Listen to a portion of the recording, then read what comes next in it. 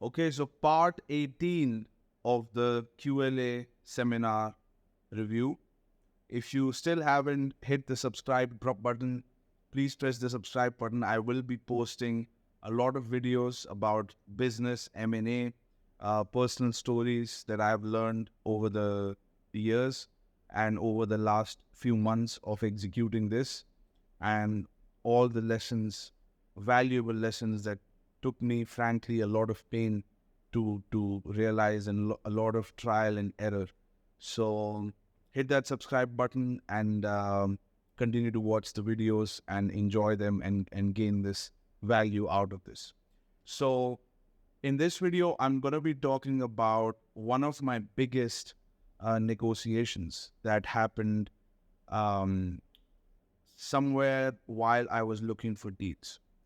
So one of the biggest healthcare companies, I'm not going to name them, obviously, faced with some crisis. It was a publicly listed company, healthcare group, and they were charged with fraud, and they were going through some serious problems. And whenever there is a crisis, there is an opportunity. So it was all on the news, and everybody was, hyped about it. What happening with the company? It was such a reputable company. Last 20, 25 years, they have this track record, and suddenly there is a case that has opened in London, and the London courts have taken control of the company, and they have given the control to one of the largest management consulting firm. And it was all in chaos, and wherever there is chaos, there is opportunity.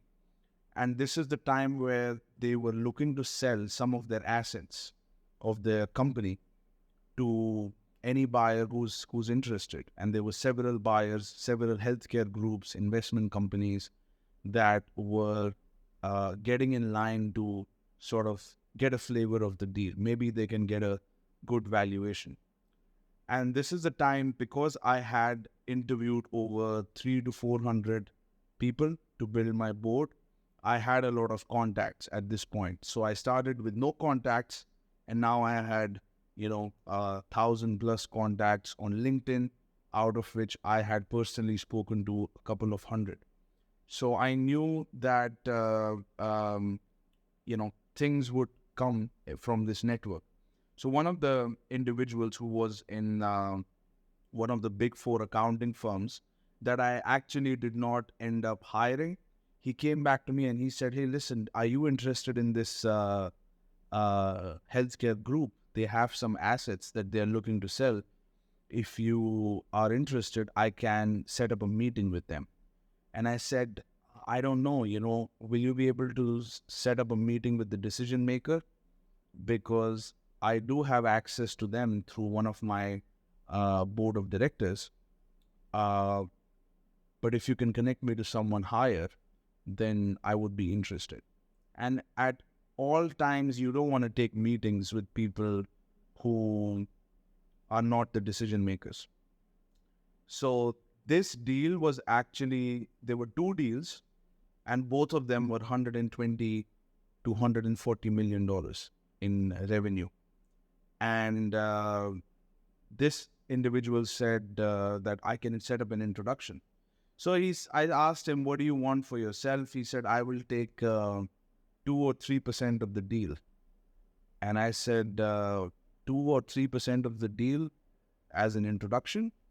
I mean, that's going to be like, $2-3 million just to make an introduction.